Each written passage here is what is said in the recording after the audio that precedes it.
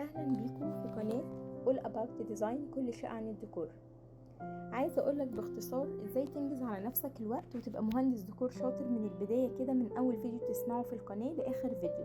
هنمشي مع بعض ستيب ستيب. الخطوة الاولى ان انت هتسمع الفيديو اللي بيتكلم عن الستايل ده. احنا بننزل ستايل، فاحنا الفتره الاولى مثلا بنتكلم عن الروستيك ستايل. الروستيك ستايل ماشيين ازاي؟ ان احنا اول خطوه منزلين فيديو يعني ايه روستيك ستايل. يعني انت ممكن اول ما تسمع ايه اللي بتتكلم عنه ده، هو ده اللي انا عايزك تساله وتدخل على القناه تعرف هو ايه عن طريق الفيديو اللي منزله وكاتبالك ايه هو روستيك ستايل. تمام، بعد ما سمعته، طب انت الصح تمشي ازاي؟ الخطوه الثانيه ان انت تتفرج على صور كتير جدا عن الستايل ده في كل جزء في الشقه. بمعنى تتفرج على ليفينج روم روستيك ستايل، صور كتير قوي ليها، كيتشن روستيك ستايل، باثروم روستيك ستايل، بيدروم روستيك ستايل. حتى لو عندك اوضه مكتب في الشقه اللي هتشطبها تتفرج على اوفيس روم روستيك ستايل. تمام، وتتفرج بعد كده مش بس على كل جزء في الشقه لكن كمان على الكاربت اللي موجوده خاصه بالستايل ده، الاكسسوارز نفسها. طيب انا هقعد اجمع كل ده مع نفسي؟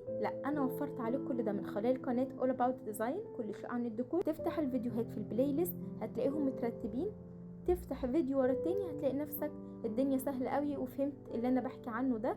متجمعين في فيديو واحد مجموعه صور كتيره، كل حاجه متجمعين في فيديو واحد. الفيديو مدته هياخد مني وقت كبير؟ لا، مدته ما ممكن تبقى دقيقه دقيقتين بالكتير جدا، في حاجه كام ثانيه، فالموضوع سهل وبسيط. تمام، بعد ما انت تسمع الحاجات دي ايه الخطوه المفروض تعملها؟ المفروض ان انت تقصقص بعض الصور وتاخدها وتحطها في الفولدر الخاص بيه. تمام، طب انت لو مش عارف تعمل كده، يعني ممكن تعمل كده لو صور بتتفرج عليها، تاخد الصوره تسحبها وتحطها في فولدر خاص بيه. دي اعتقد حاجه فيديو. اعمل ايه؟ لو فيديو توقف الفيديو على الصوره اللي انت عايزها عن طريق حاجه اسمها سنيبنج تول. بالسنيبنج تول دي ممكن تكتب على اليوتيوب سنيبنج تول وتشوف الطريقه بتاعتها ازاي. بالسنيبنج تول ان انا بقدر اخد صوره بحطها في صوره من فيديو بحطها في الفولدر بتاعي. تمام، انا لما اخد صور واجمعها في فولدر ايه لازمتها؟ لازمتها ان انت في الاخر هتيجي تشوف احسن الصور بالنسبه لك انت في كل ستايل. بعد كده الخطوه اللي بعدين لما تيجي تقابل عميل او تيجي انت ترسم شقتك بنفسك، بتتفرج على الصور دي كلها وبتشوف احسن ستايل عاجبك او عاجب العميل. ولنفترض ان العميل عجبه المودرن، يبقى انت عن طريق صورتين ثلاثه فرجتهم للعميل في المودرن عرفت ان ذوقه وقع على الحته دي، يبقى هو تبع المودرن وحابب المودرن، يبقى انا هبدا اشتغل في تجميع صور للمودرن. هتدخل تاني على القناه وهتبدا ان انت تشوف كل حاجه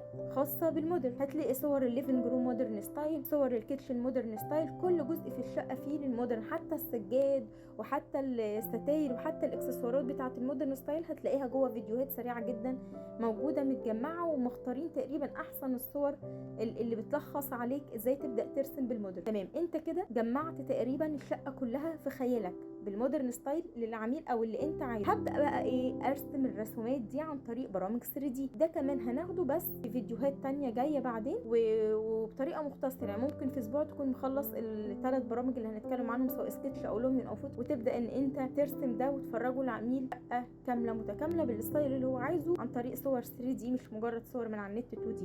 الخطوه المهمه قوي اللي انا بركز عليها معاك النهارده انك تتعلم ازاي تعمل سنيبنج تول.